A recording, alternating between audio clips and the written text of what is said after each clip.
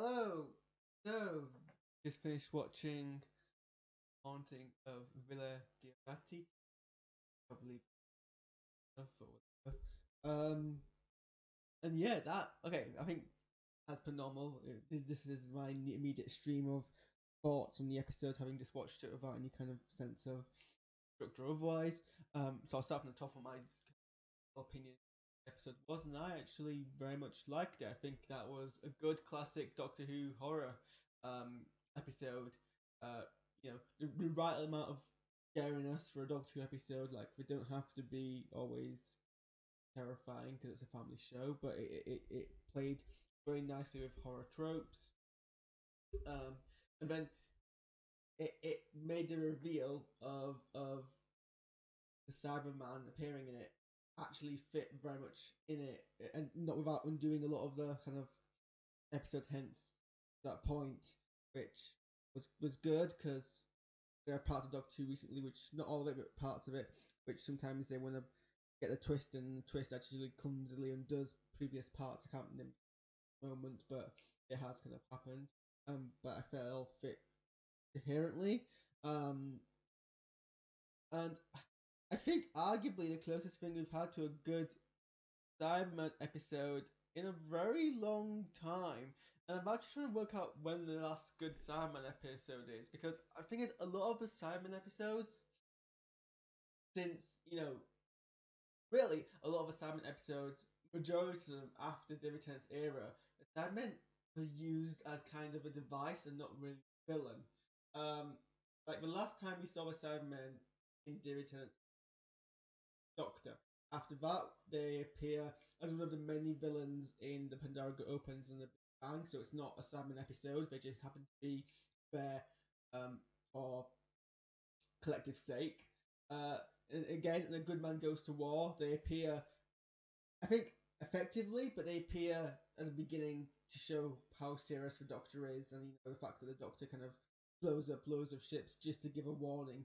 And at that point, the Cybermen was still a threatening presence, so it felt, it was well executed indication. And then Closing Time was the first actual Cyberman episode that we get after David Tennant, and Closing Time wasn't. I guess I forget a lot of the episode because it has James Corden, and I think I'm one of the half of the population who actually doesn't like James Corden. So anytime James Corden appears in Doctor Who episodes, I kind of blank out the episode.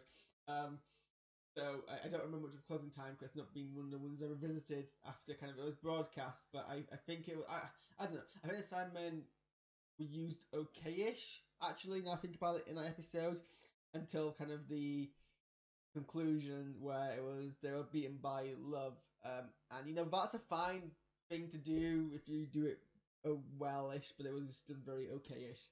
But Nightmare in Silver had so much potential, and I can never forget the episode because it was butchered by essentially the production team. Neil Gaiman, the few tweets that Neil Gaiman's done on what his original idea of the episode were and what it turned out to be, it was just a disappointment for me because Neil Gaiman I love as a writer, and he's an absolute massive nerd, and I love the things that he writes. And then the episode was kind of disappointing, and then you find out about a lot of the actual world building he did for the episode because Neil Gaiman excels in world building. A lot of the world building he does in the episode was thrown away so that they could add in other stuff, which didn't really help. I mean, there's some good parts in it. I think I was one of the few who actually liked Matt Smith's duel, kind of playing against himself, playing two roles, kind of jazz. And production wise, it was okay-ish, but it also failed in so many different ways. And then they appear, according to this list, they appear in The Day of the Doctor. I don't actually remember how they appear in that, so it must be like a cameo role because I don't think they actually played any role in that episode. And again, their appearance in The Time of the Doctor was very much like the previous appearances, where they were there as kind of flavour and world building, but they weren't actually the main villain. So the entirety of Matt Smith's era, we get two Sandman episodes. And then they appear in Dark Water, Death in Heaven, which I guess technically is a Sandman episode, but they're there as mechanics of the Master, not as their own villain. So again, I'm going to discount that. They appear in the face of the Raven again as background. Apparently, they appear in Hellbent, and I can't from life me remember how. But they do that. And then I guess also you could count Worlds Enough and Time and the Doctor Falls as Cybermen episodes. But in Worlds Enough and Time, they only really appear as Cybermen right at the end. Then in the Doctor Falls, I like and also hate for different reasons. I think actually no, I love Doctor Falls as a character piece for Peter Capaldi, but I hate it for the missed opportunities in building on the mythos of the Cybermen and the really random explanations for Cybermen parts of it. So I can't really call that in a good Cybermen episode when the one thing I didn't like about it was how they use the Cybermen. So we have I mean I can't really say the next Doctor was a good Cybermen episode of it was okay. I guess the last good Cybermen episode we had was Doomsday all the way back in 2006. Jesus Christ, 14 years ago. The last good and ambiguous Simon episode was, in my opinion, at least 14 years ago. And then we get this episode, and it's actually fairly decent as a Simon episode. And I think I can't fault it for the execution of Simon. I think having a Cyberman who is it's probably an idea which I think has been postulated before, and I definitely know in Talk Judge they did the Cyberman Woman episode, which kind of I think touched on this before. And I think they've touched upon incomplete, imperfect Cybermen before, but I don't think they've featured it to this level. And when they've done it before, not always executing the best way.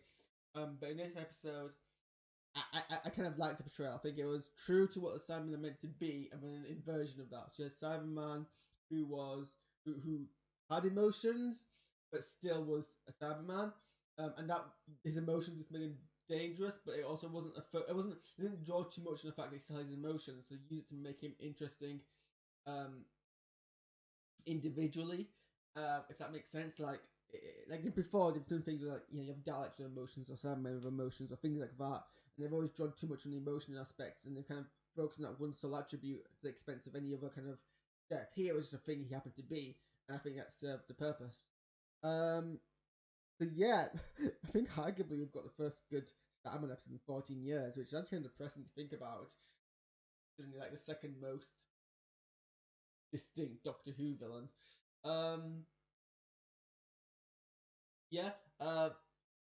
Again, we're being very consistent, giving Jodie Whittaker good material to work on, which I think is what was a misstep in the last season.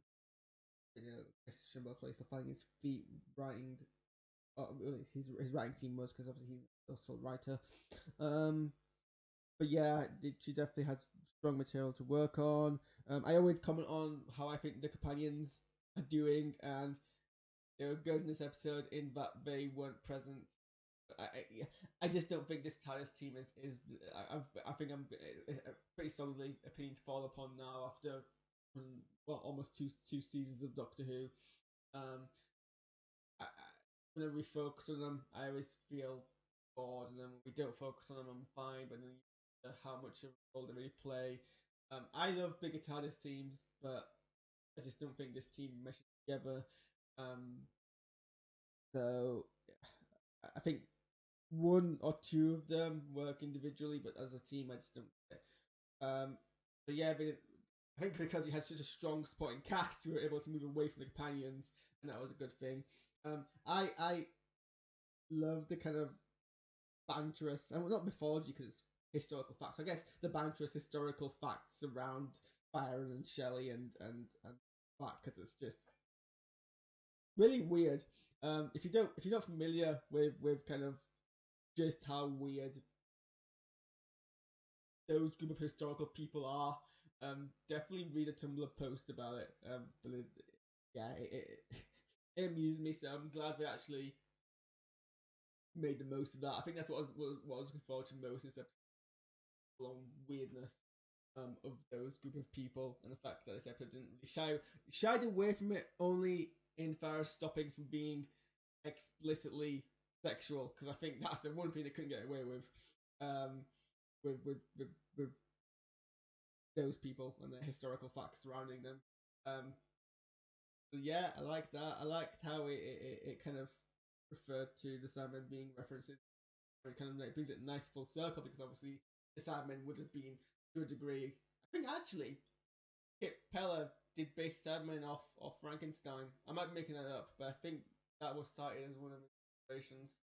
Nice full circle there. They didn't shoehorn it in too much. It was just a nice little hint towards it. Yeah, and I like this podcast, like historical characters that we had this episode. I think this series has been actually very, very good in its historical episodes. Like I love the Tulsa one because I also love the kind of story behind Tulsa and Edison. And what was the other historical episode that we went back to? Ooh, brains. Oh yeah, the computer one in Spyfall. But my mind's blanking on me. I like that. So yeah. I mean, it wasn't. Yeah, it was a decent episode, and I think I'm interested to see where it goes on from here. I'm not immediately automatically hooked on the whole. Oh, you can't give this MacGuffin to the Cybermen, or they will become more powerful. Oh, but we have to now have to deal with that. But we'll see how it goes in the next 2 episodes. They have kind of they've built 3 kind of going into the finale 3 kind of story arcs that pay off, and it's just whether or not they do that well or they don't do that well, because too much story arc wrapping up in a short period of time was what was mainly Moffat's downfall. So we got to see how well that pays off in this finale. But they seem to be doing okay, and I have more hope. Also, yeah, those are my immediate kind of thoughts. I enjoyed the episode. I think it was a good. It felt like a classic. Like if you split this episode over 4 serials, it would have felt very much like a classic Doctor Who horror episode. I definitely got Ghostlight vibes off of it. So that's always a good sense. It's always good when a Doctor Who episode feels both modern Doctor Who, but also very much reminiscent of Doctor Who. So I was fond of that kind of vibe. And I love the characterization of the Cybermen. I liked how they inverted expectation that,